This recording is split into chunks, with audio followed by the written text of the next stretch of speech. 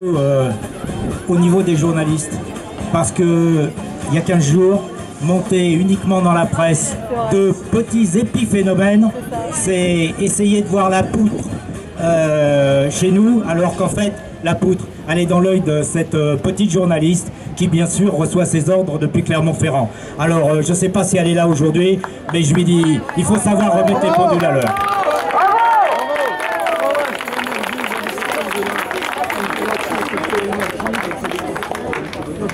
Donc maintenant je vais passer comme d'habitude ici au chapitre 3, puisqu'il y a eu un chapitre premier, le groupe Bilderberg, il y a eu un chapitre 2, le groupe dit de Dolder. Alors pour ceux qui avaient loupé éventuellement celui-là, c'est donc les 25 plus grands patrons des industries pharmaceutiques qui se sont réunis le 2 août chez Macron, et ça à l'initiative d'un Français, Olivier Brandicourt, pardon, très exactement, d'accord. Il a été chez Monsanto, il a été chez Bayer, il a été chez Pfizer, bien sûr, et c'est lui qui a introduit auprès de Macron le président de Pfizer actuel. Voilà, ça s'est passé le 2 août. Bon, mais maintenant, derrière tout ça, je voudrais que vous regardiez sur vos ordinateurs. Je sais que certains ont vu ce que j'ai conseillé depuis quelques semaines. Vous allez regarder une femme, malheureusement elle est morte. Elle s'appelait Claire Sévrac. Et Claire Sévrac a travaillé comme moi, on ne se connaissait pas, on a travaillé tous les deux de notre côté sur des choses que l'on avait découvertes. Alors Macron a employé le terme de guerre, et Claire Sévrac, elle a intitulé son livre que je conseille à tout le monde, qui est « La guerre secrète contre les peuples ». Personnellement, j'aurais pas choisi ce titre-là parce qu'il fait vachement complotiste, mais en fait c'est la vérité. En fait la vérité, c'est que quelque part, des gens ont décidé, mais c'est les mêmes que vous retrouvez Bilderberg, c'est les mêmes que ce groupe de Dolder, d'accord? C'est la guerre contre les peuples, parce que manifestement, ces gens-là ont décidé de diriger le monde d'une autre façon. Le Covid, je l'ai dit dès ma première intervention, c'est là aussi l'occasion sur laquelle ils ont sauté. Ils ont sauté sur un accident de laboratoire et rien d'autre. Je ne veux pas avoir de complot derrière ça, mais ils ont sauté pour essayer d'impliquer le QR code. Ceux qui ont vu les documentaires d'Arte, 7 milliards sous surveillance, et puis ces financiers qui dirigent le monde, BlackRock, Arte, ont compris où on voulait vous mener.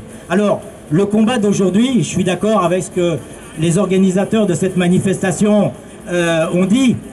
L'important, c'est oui, en finir avec ce pass sanitaire, en finir avec cette obligation vaccinale, mais derrière tout ça, il y a deux phénomènes, ceux que Claire Sévrac a décrits dans son livre et ceux que j'ai moi-même décrits dans un autre livre, c'est les chemtrails et le projet HARP. Alors pour ceux qui douteraient, je dis que le projet HARP, il date de très longtemps, puisque au départ, c'est la Russie qui avait besoin de communiquer avec ses sous-marins d'attaque au plus profond des mers. Bon, depuis, ça a été modernisé. Les chemtrails, on sait ce qu'il y a dedans aujourd'hui. Ce n'est plus une invention, c'est reconnu. C'est utile pour la propagation des ondes au niveau de la ionosphère, et ça contient du barium, du strontium et de l'aluminium. Et tout ça redescend sur Terre.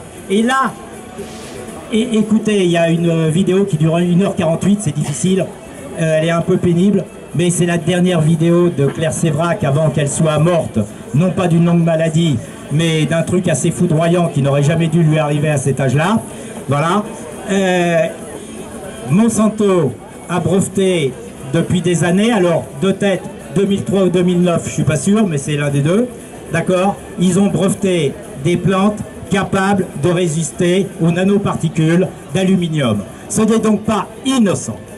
Voilà.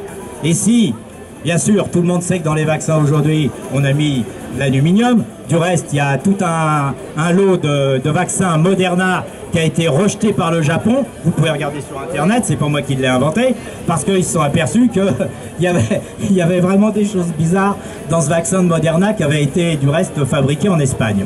Voilà. Regardez Claire Sévrac, regardez les quelques informations que je viens vous donner, et puis je laisse la parole parce qu'il fallait faire court.